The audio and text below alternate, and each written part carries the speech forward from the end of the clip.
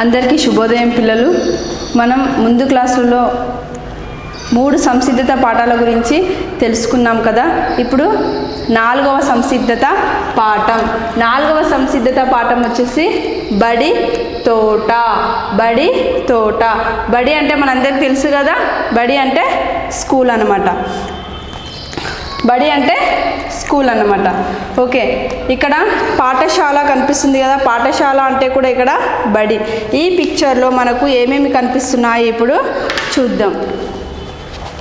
ఇప్పుడు ఈ పిక్చర్లో మనకి ఏమేమి కనిపిస్తున్నాయి అంటే, ఇక్కడ ఒక గులాబీ మొక్క కనిపిస్తుంది, నెక్స్ట్ బీర తీగ కూడా మనకు కనిపిస్తుంది.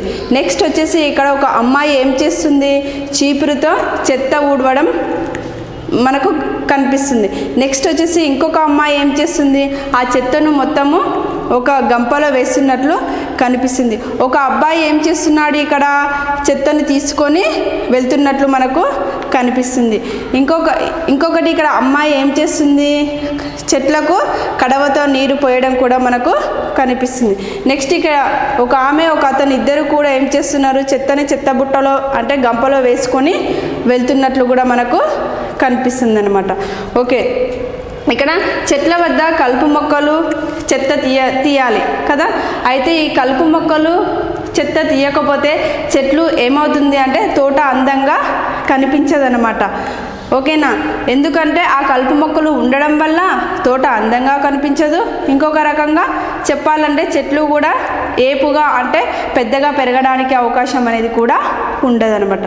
మొక్కలకు ఎరువులు వేయాలి. అవునా, ఎందుకు వేయాలి అంటే భూమిలో మొక్కలకు సంబంధించిన పోషకాలు సరిగా ఉండకపోవచ్చు, అందువలన మొక్కలకు ఎరువులు వేయాలి. ఎరువులు వేయడం వలన చెట్లు ఏపుగా పెద్దగా పెరగడానికి అవకాశం అనేది ఉంటుందన్నమాట. పూలను మనం ఏ సందర్భాల్లో వాడతాము అంటే, స్త్రీలు జల్లో పెట్టుకోవడానికి వాడతాము. నెక్స్ట్ వచ్చేసి దేవుని దగ్గర పూజ చేయడానికి ఉపయోగిస్తాము. నెక్స్ట్ జాతీయ నాయకుల ఫోటోలకు కూడా మనము పూలను ఇలా అనేక రకాలుగా ఉపయోగించడం జరుగుతుంది. ఓకే, నెక్స్ట్ ఇప్పుడు బొమ్మ ఆధారంగా కొన్ని పదాలు నేను రాస్తాను. బొమ్మ ఆధారంగా పదాలు.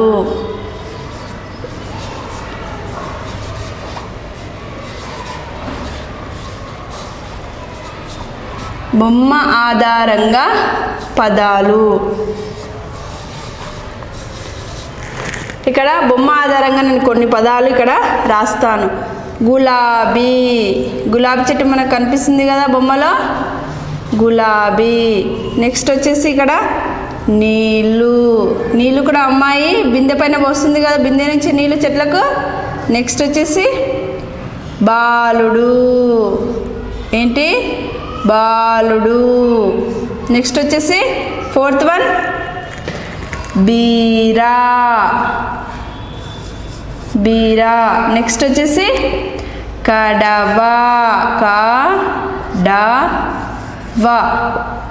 మనము ఇంతకుముందు సంసిద్ధత పాఠాలలో సరళ అక్షరాలకు మనము సర్కిల్ చేసాము. ఇప్పుడు గుణింత అక్షరాలకు మనం సర్కిల్ అనేది చెయ్యాలి. గుణింత అక్షరాలు తలకట్టు, ఇక్కడ దీర్ఘం, గుడి దీర్ఘం ఉన్న అక్షరాలకు మనము సర్కిల్ అనేది ఇక్కడ చెయ్యాలి. తలకట్టు, దీర్ఘం, గుడి దీర్ఘం ఉన్న అక్షరాలు ఈ పదాలలో ఎక్కడెక్కడ ఉన్నాయో వాటిని చూసి మనము సర్కిల్ అనేది చెయ్యాలి. ఫస్ట్ వచ్చేసి ఇక్కడ గులాబీ. ఇక్కడ గా కొమ్మిస్తే గు ఉంది, ఇది గుణింత అక్షరమే. కానీ మనకి ఇక్కడ తలకట్టు, దీర్ఘం, గుడి దీర్ఘం ఉన్న వాటికి మాత్రమే మనం ఇక్కడ సర్కిల్ అనేది చేస్తాం.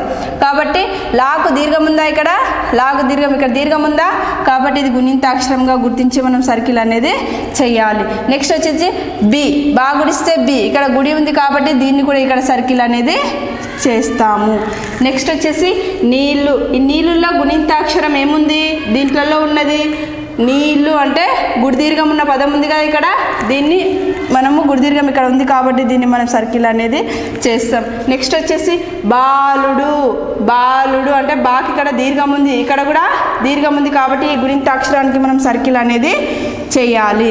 నెక్స్ట్ ఇక్కడ లా కుంభిస్తలు డా కుంభిస్తడు ఈ రెండు కూడా గుణింతాక్షరాలే, కాకపోతే మనకు ఇక్కడ ఓన్లీ తలకట్టు దీర్ఘం గుడి దీర్ఘం వాటికే మనం సర్కిల్ అనేది చేయాలి. నెక్స్ట్ వచ్చేసి బీరా. బీరా అనేది కూడా ఇక్కడ గుడి దీర్ఘం ఉంది కాబట్టి దీన్ని కూడా మనం ఇక్కడ సర్కిల్ అనేది చేస్తాం. నెక్స్ట్ కా డా వా. ఇక్కడ కాకు తలకట్టు ఉంది, దాకు తలకట్టు ఉంది, వాకు కూడా తలకట్టు ఉంది, ఇక్కడ తలకట్టు ఉంది కాబట్టి ఈ మూడు కూడా గుణింత అక్షరాలుగా గుర్తించి మనము సర్కిల్ అనేది చేస్తాం. ఓకేనా.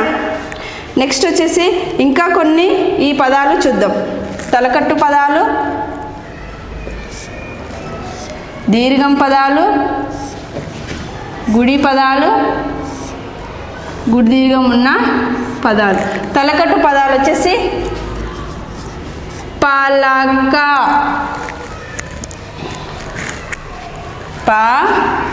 పలక, పలక, కమల, కమల. నెక్స్ట్ నడక, నడక.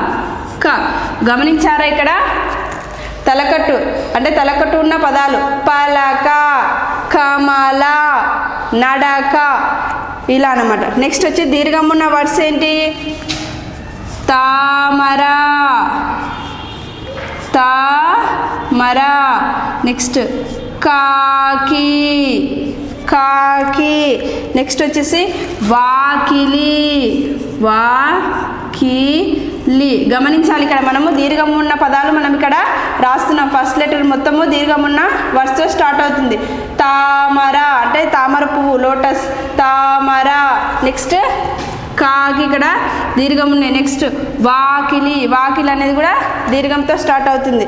నెక్స్ట్ వచ్చేసి గుడి ఉన్న పదాలు. ఇక్కడ గిరిజ, గిరిజ, గిరిజ. ఇక్కడ గా గుడిస్తే గి, ఇక్కడ గుడి ఉన్న పదం మనము గమనించాలి.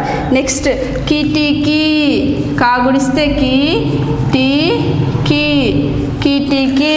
నెక్స్ట్ వచ్చేసి చిలక, చి, చా గుడిస్తే చి, లా, క. ఇక్కడ గుడి ఉన్న వర్డ్స్ మనం ఇక్కడ గమనించాలన్నమాట. నెక్స్ట్ గుడి దీర్ఘం ఉన్న పదాలు చీకటి, చీ కా టి, చీకటి. నెక్స్ట్ వచ్చేసి గీత, గీత. నెక్స్ట్ వచ్చేసి సీత, సీత. ఇక్కడ గుడి దీర్ఘం ఉన్న వర్డ్స్ మనము గమనించాలి. చీకటి, గీత, నెక్స్ట్ సీత. గుడి దీర్ఘం ఉన్న పదాలు మనం గమనించాలి. ఇలాంటి వర్డ్స్ కూడా మీరు కొన్నిటిని తయారు చేయండి.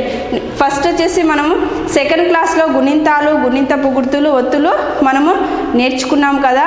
ఇప్పుడు కూడా ఆ గుణింతాలు, గుణింతపు గుర్తులు, ఒత్తులు మీరు బాగా ప్రాక్టీస్ అనేది చేయాలి. అవి చేస్తేనే మీకు ఇవి అర్థం అనేది అవుతుంది.